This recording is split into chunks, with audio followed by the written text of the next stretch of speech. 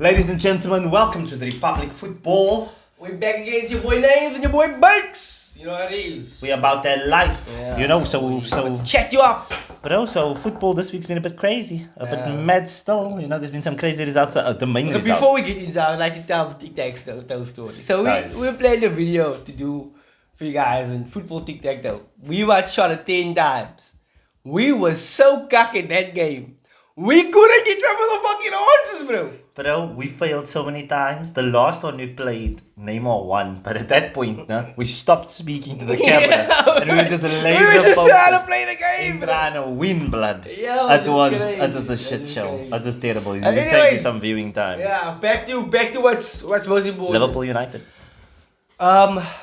Liverpool United. Fuck that game. Jesus. Yeah, What a game of football. You know, that's the thing about United. They can pull shit out of their asses sometimes. They can pull results out of their asses. And look on that penalty, but a dive. Definitely a Definitely. dive. No, that I will Definitely say. a No? dive. I think that's the best description. Penalty, but dive. Wan-Bissaka gives him the option. Wan-Bissaka gives him a get out of jail. Because he free. doesn't actually look. I didn't think so. I thought solid penalty. Then I watched it back with my girlfriend to show what happened, and then she pointed it out to me because I didn't see it at first. He doesn't touch He him. doesn't touch him, and actually, what happens is he makes the slide. Then Elliot starts going down, and then he moves his foot into Wan-Bissaka, creating contact. But still, why the pussy did he even slide in the first place? and bro? just basic physics, no? If he's going this way, if Elliot's going this way, and Wan-Bissaka's going this way, you would expect Elliot to fall like that. Eh? Elliot fell forward. So then already I was like, something sticky, blood. That physics don't make sense. You know, I didn't do the greatest in school, but I'm telling you, that's not how physics work. blood. Yeah, but I just, it was upsetting for the second big game in a row now. A penalty given away. And you know what, eh? I was thinking about it and I heard Mark Kobbie was speaking about it. Not that I'm making excuses. Maybe I am. Who knows? That's all we can grasp at this point as United fans. Both of those penalty errors were made with our makeshift left backs. Tackling with their right foot. Tackling like the right winger with their right foot. And you know how hard that is. Yes. If you're a right foot and you're trying to make that challenge, you're always going to be wrong side. And your body isn't in the natural position. Because Yeah. normally when you a right footer on the right back position, if you tackle with your right foot, it's always a safe tackle. You know, this person isn't in on goal, you between goal and them. Always. If you're making a right footed challenge. It's very rarely that they're inside on goal. And with when you have to tackle with your left like that, I mean with your right foot coming in from the left, they can see the goal. So it's a lot more desperate. Yeah. You know, but I want to be honest with you now. United's the only team that can play unbelievably shit. Yo. Unbelievably shit and then somehow pull something. The Bruno goal was outrageous. I was calling for Bruno to be subbed. First time, loops the keeper. First time. From the halfway and line. he put just enough, the keeper nearly touched it. He put just enough like swerve Further, to just get to out of like the get it out of keeper's the hand. keeper's hand. Wow, bro, that was crazy. So if I would say 1 point, I think my first point. So let's do 5 points about the game. First point, Liverpool messing with their food, blood. Yeah, Liverpool could Taking down not running. finish. They're running through United's midfield like United only have an attack in a midfield. I mean, attack and a defense, bro. There's no midfield. Like to play through United's midfield is crazy. it's a joke, bro. It's a joke. Like I thought you should be compact, you know, and try to like hold it, but there's so much space in between your lines, bro. And after the game, Jurgen Klopp made a statement, and I don't want to sound arrogant, I also don't want to do comment. But if you're gonna play like that against Arsenal, my brother, it's not gonna. Arsenal live between the lines. Liverpool still like play like front to back very quickly. Yeah. Arsenal get in between your lines, and that's where Arsenal can tear you apart. They'll then make someone pull out the position and commit to it. I think if you're gonna try to play that game against Arsenal, my brother, it's gonna be tight. It's gonna be tight. You know, so that's my point. What's your point? My point is, I think Casemiro was atrocious. Oh my God! Wow. What a stinker. I've never seen him play like that before. Bro, it was Giving the ball disgusting, away man. over and over. The head, the cock headers he was giving. The head is that clearance. That clean. Oh fucking- my God. Bro, I was dying. I was dying. stunned. No? How's it possible that you kick the ball? No, it goes at such a. So he was on the right hand side of United's box. He clears the ball. He kicks the ball under no pressure, and the ball goes a full 3 meters to his right. I was like, you didn't even try. Yeah.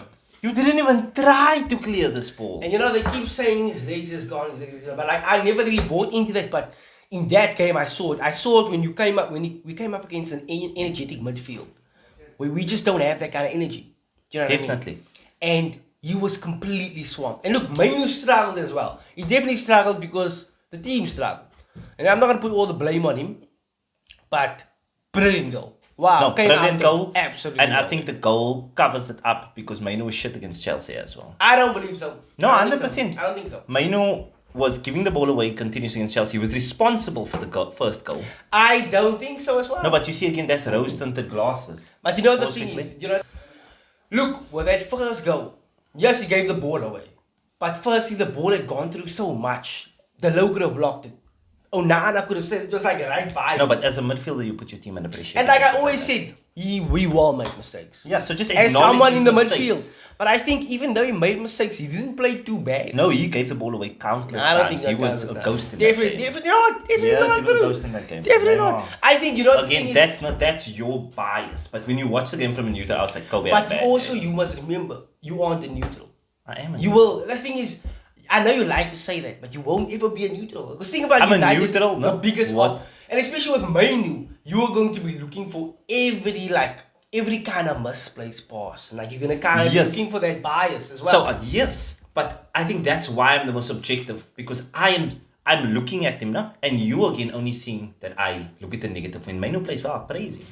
I praise him. I'm like, okay, he played good in this game. This is the first game I've come to you and said he played bad in this game, and now you say, oh, I'm biased, and you're rejecting my opinion. This is the first game I've come to you and said mainoo played bad, and here I can. He gave away the goal. Yeah, the first goal here, I've pointed at it, and you again rejecting it. You see, so that's where your bias. And comes the thing is, okay, look, I'll give you this. I'm biased, and I'll be my soul to you guys in camera. I'll be completely open and honest. I love him. I love that we have this 18-year-old man. I love that I get to love him because there's not much to love about United right now. But these youngsters coming through, that's all we fucking have, bro. So 100%. I will back them and I will fucking give them all my support, even though he may not have the greatest of games. But I will accept he will have these games here and there. He won't be able to be like the main man, pardon the pun, like throughout his first breakout season. And I think for what he's done and what he's giving us hope, bro. He's giving us something in the midfield we don't have, and he's giving us like, oh, we can look at these like him and Garnacho and Hoyland, we can think maybe there's a future for us. Look, here's my point. Kobbie, pause quickly. Go pull out that car. I was gonna. This is. No.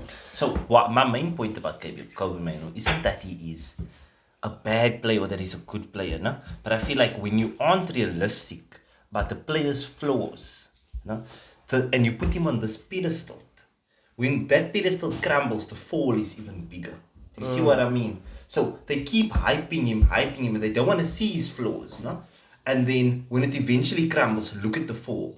Marcus Rashford always had his flaws. He has never crossed the ball on his left foot. He's always like taking crazy shots, but when he was younger coming up, everyone just ignored that, And if you keep hyping these people and you don't point out their flaws at an early age, they start to grow into that. Now Marcus Rashford has no left foot. Now Marcus Rashford is so stuck in his ways because everyone was dick riding him for the first 5-10 years of his career. Yeah. Now he's stuck in that way and you can't change the player then. So I think that's the risk you run. And I think with Kobbie, constructive criticism at an early age can either make him or break him. No? But look at Messi, look at Ronaldo, they've been getting criticisms their whole life, and that's what makes good players. Do you think that Messi didn't realize that he was lacking in free kicks with Ronaldo, and then what did he start doing? He started banging them in. Exactly. So when that is stated, that's how players get better. Bukayo Saka's criticism was that Bukayo Saka goes missing in games. You know what Bukayo Saka did? He's like, fuck it, I'm going to start to cross. That's what I'm going to do. So my cutting and shoot's not always going to work. I always come back to the Saka. But with players, I think when you hide their flaws, that's when the problems occur. And I think with mainoo, great player. He's allowed to have bad games. Yeah. And you're allowed to say that he had a bad game without being, oh no, you anti him. And I think that will actually help him. Because if you just keep telling someone they're perfect when they weren't, they start to believe that. If the media just keep hyping, they go quiet when he has these bad games. I'm not saying go and drill him in the ground. I'm just saying Kobbie Mainoo performed poorly. Gave away this goal. His passing was sloppy. He needs to tighten that up. The big games, maybe dribble a bit more. Run with the ball. The one time in that Liverpool game, I saw him run with the ball. He fucking did well. He scored the goal. That's one of his best assets. Yeah, so instead of now trying to ping passes, your passing is not working. Now you run. Now you carry the ball. Do you see what I mean? When constructive criticism can help your game.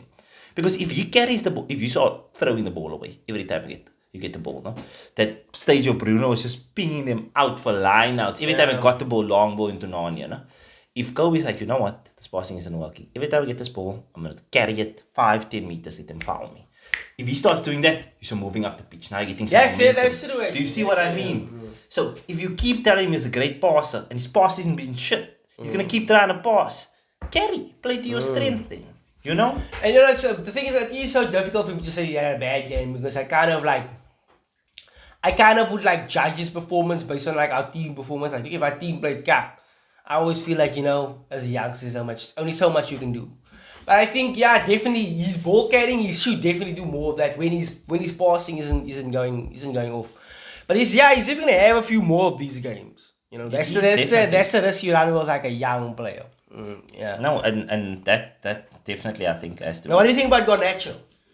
I won't lie to you, Garnacho's grown on me a lot. Are you a believer? I'm not a believer, but I believe he's your best attacker. He is, by bro. far. He is. You know what he does? He's not like the most like clinical crazy man, but he just keeps running like he's going. He carries and he runs and he's going. He's making offensive action. And he's your best hope. He's our best hope. When Garnacho went off, I was like, it's gonna be a tough day. Yeah, he's now out ball. Even when his legs, he's gone. He keeps like, going. He's still that guy, and I have to praise him for that. Like, I have not been a Garnacho believer. And like I always say, I want to see you in form, I want to see you out of form. I've seen him in form, I've seen him out of form. And I've now built my opinion on Garnacho. It's like, I like Garnacho. Yeah, I like him very much. But I think in the grand scheme of things, away from individual players, I think Arsenal have a real chance here, I think you guys have a real chance. I hate to say it, but I think you guys have a real chance. That's here. scary. The only thing is, I know you still play us on like the final game. The second last game. We go to Old Trafford. We still go to the London Stadium for Spurs. Yeah. So and is that all? And we still get Chelsea at home. We get Aston Villa. We get Wolves. We get. I need you guys to fucking spank. Look, I think 6 is gone for now, bro. Or 4 is gone. No, I think Aston Villa and Spurs are still fucking around so much. You can still get one of them out of there. Bro, you know the gap is. It's like what? Wait, okay, check the gap. Let's check the table. Let's just check the table. Let's have a quick review of the table. If your laptop would just work. Don't violate my laptop, blood. My laptop did nothing to you here. It's all this porn. Brother, I don't watch porn on my laptop. I watch porn on my phone like a real man. It's just easier to hold. Yeah, it's easier to hold the jacket of now the laptop. I must find the angle. Yeah, that's not a vibe. Blood. Someone comes and you just fucking close it. And we use my laptop for everything, bro. Why am I watching porn in this, blood? Now I've been Arsenal top of the league by fucking Carespheres. Let's see, what is this? What is it? You on 46? 49 point. Oh, it's a big gap. But you have a game in hand. So let's hypothetically you win your game in hand, you go to 52. You're 8 points behind. That's tough. That's tough. It's tough, bro. That's tough. Villa's played a game. How many games do they need to lose? They need to lose 3 games. And who do Villa play? Villa still have big games. Let's Liverpool, they have Arsenal. So Liverpool have... Villa have Chelsea, Liverpool. Arsenal, Chelsea, Liverpool. There's some big games, bro. Yeah, Brighton, they go away to Brighton. Yeah, that's a big game. Yeah. That's some big games. And we just have Arsenal, I think. So United have Arsenal. If we could just beat Arsenal, I think we would win everything. You have Newcastle. Yeah. You have Arsenal. You have Brighton. Yeah, okay, it's not too bad. Yeah, it's not too bad. Out of the lot, Arsenal I know has the longest. So let's look at Liverpool. Liverpool have the easiest run in. So Liverpool still have Crystal Palace, Fulham away, they have Villa as away, well still. They have Spurs at home, West Ham Spurs away, play. Villa away, Wolves at home, no? So it's like, it's reasonable. We so could still do it. We could still go for 4th. Yeah, the biggest games I would say definitely is Spurs and then Villa. But other than that... If we get 4th, that means you guys don't win the league. Because we would have to beat you guys. Yeah, no, that's not going to happen. Then let's go look at City. Would that break your heart? That break your heart. Look here, I want to tell you about my dreams now. Then City have Luton. Oh God, that's a slaughter. Then they have City away. That's a tough game. Then they have Spurs away. Sorry, they have Brighton away. Also a tough game. They have Chelsea. They have okay, no, that's cup. That's cup. Then they have their last game is against West Ham at home. They have Fulham. So City really only have Tottenham and Brighton. That's like the only real thing standing in their way. That's a bit tight still. Yeah. That's a bit easy, and then you come to the Gunners. The Gunners is rough. Gunners are rough. Gunners have Aston Villa, Wolves, Chelsea, Spurs, United. Wow.